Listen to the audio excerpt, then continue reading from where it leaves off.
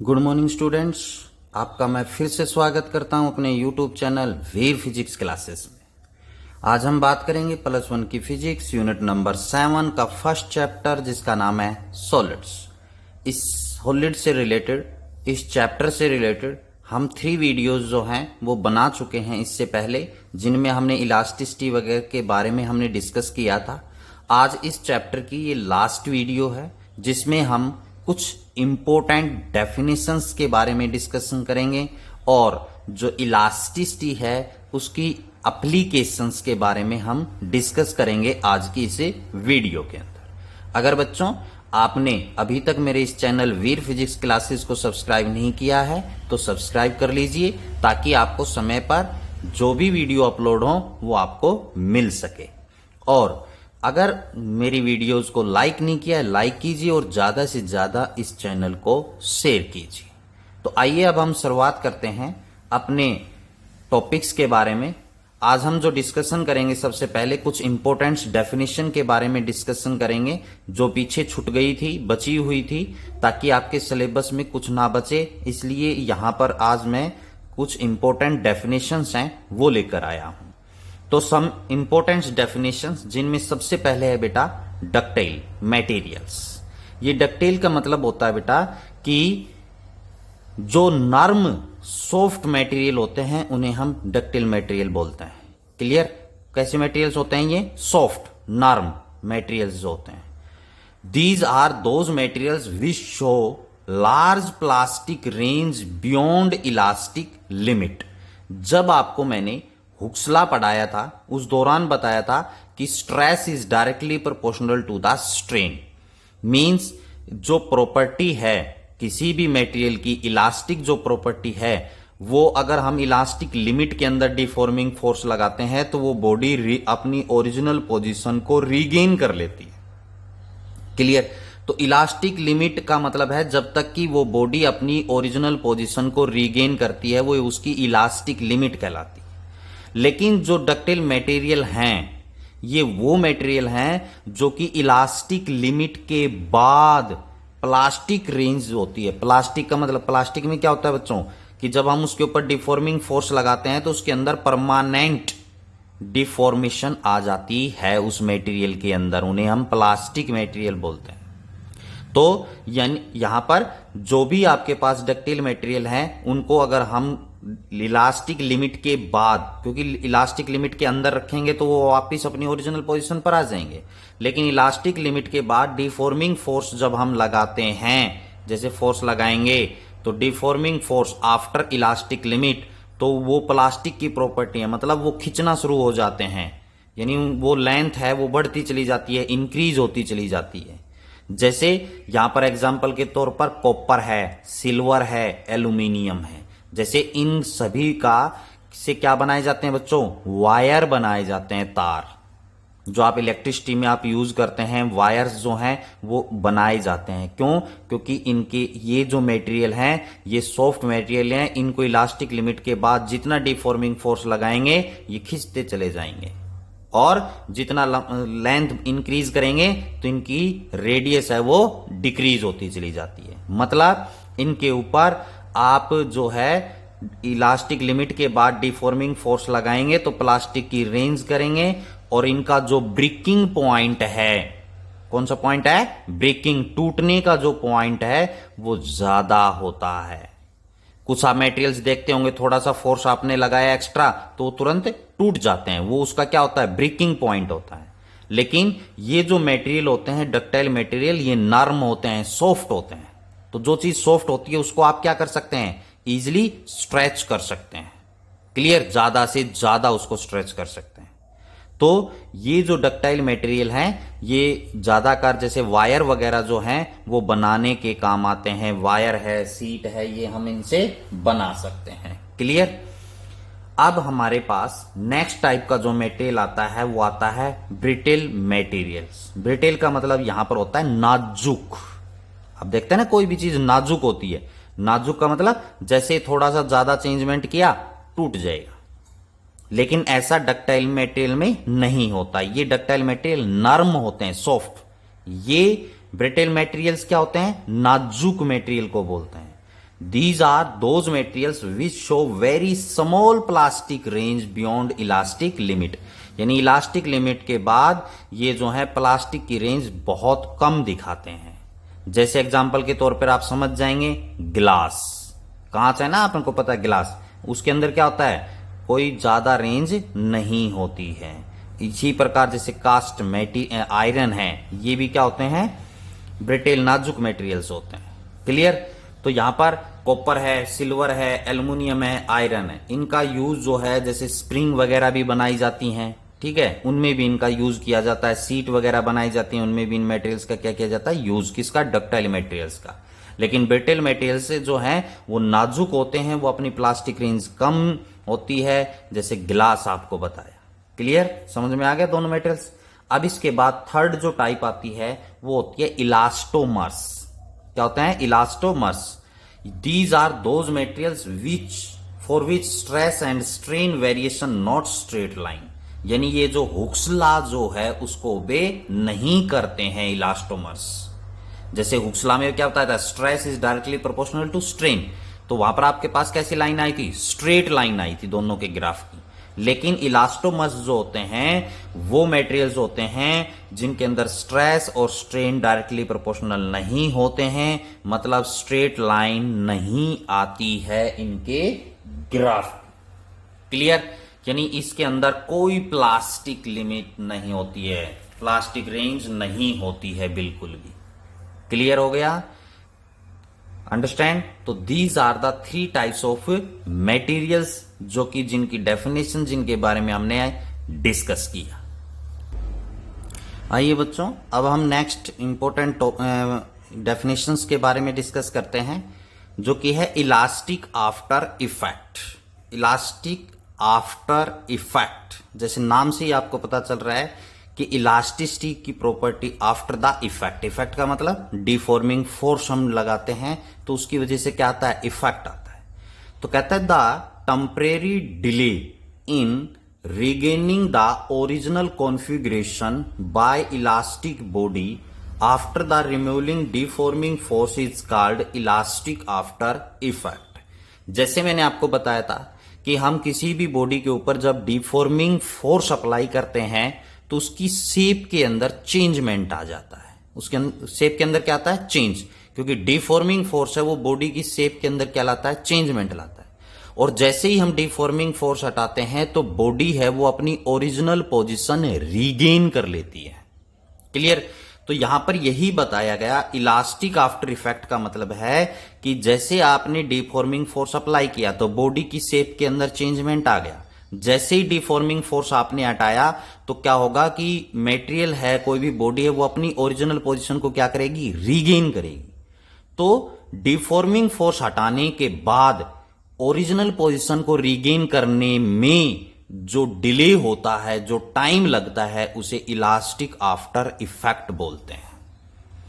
क्योंकि कोई भी मटेरियल है वो अपनी ओरिजिनल पोजीशन को रीगेन करेगा तो उसमें टाइम लगता है, there is a temporary delay.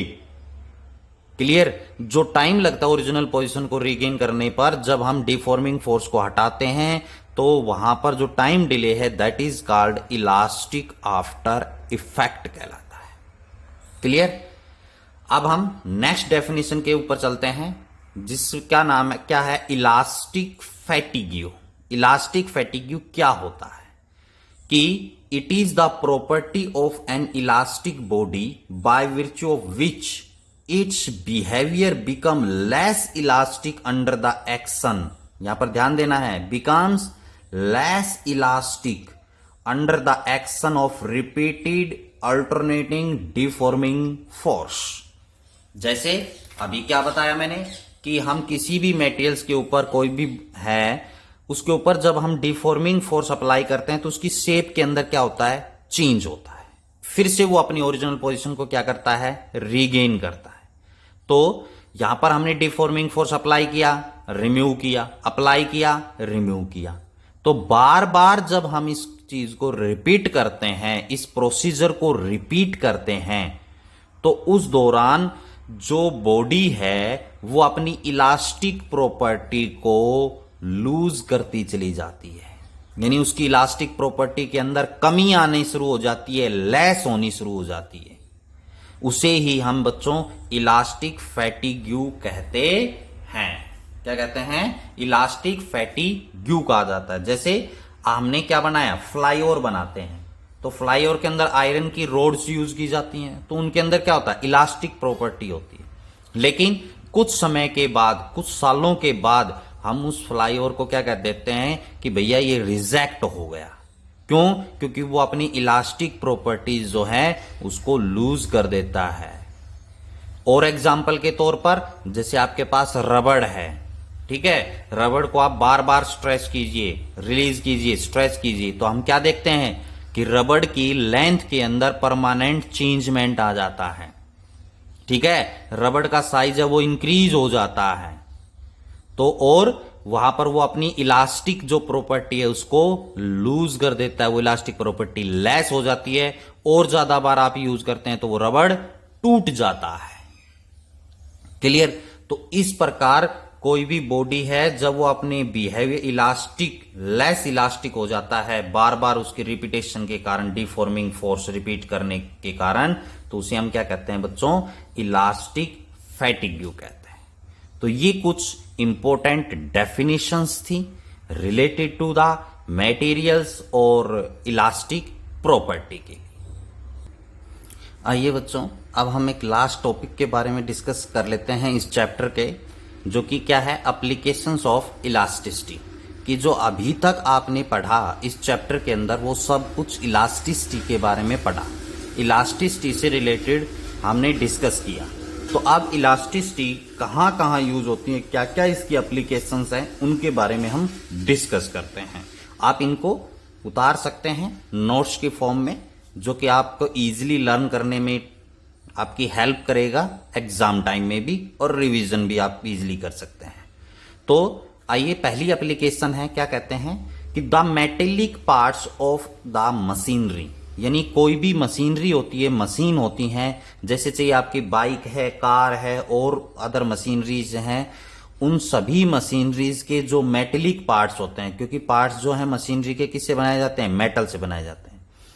Machineries are never subjected to a stress beyond elastic limit, यानी जो भी आपकी मशीनरी है वो कभी भी नहीं कहती है क्या कि इसका जो यूज करना है या जो भी आप काम कर रहे हैं वो उसके अंदर स्ट्रेस आए बियॉन्ड इलास्टिक लिमिट, यानी जो भी स्ट्रेस आए उसके अंदर वो किसके अंदर आए, इलास्टिक लिमिट के अंदर आए, इलास्टिक लिमिट को वो क्रॉस ना करें, otherwise they will be get permanently deformed, यानी अगर ऐसा होगा तो वो परमानेंटली डिफॉर्म हो जाएगा, मतलब परमानेंटली उसकी लेंथ के अंदर या साइज के अंदर क्या आ जाएगा, चेंजमेंट आ जाएगा।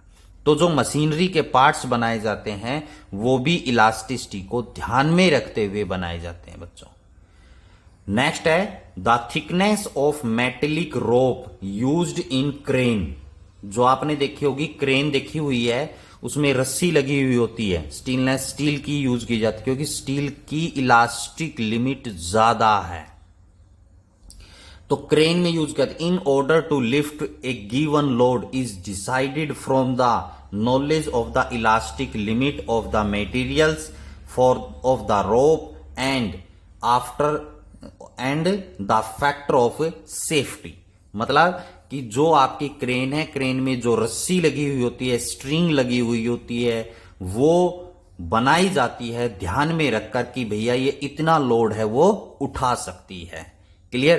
क्योंकि सभी क्रेन का अपना अपना लोड उठाने का की लिमिट होती है। ऐसा नहीं है कि हमने पतली एक रस्सी डाल दी थिन, तो यहां पर आपके पास आप उसको हैवी लोड उठा सकते हैं, नहीं, उसके अंदर इलास्टिक लिमिट को वो क्रॉस कर जाएगी और वो रस्सी टूट भी सकती है।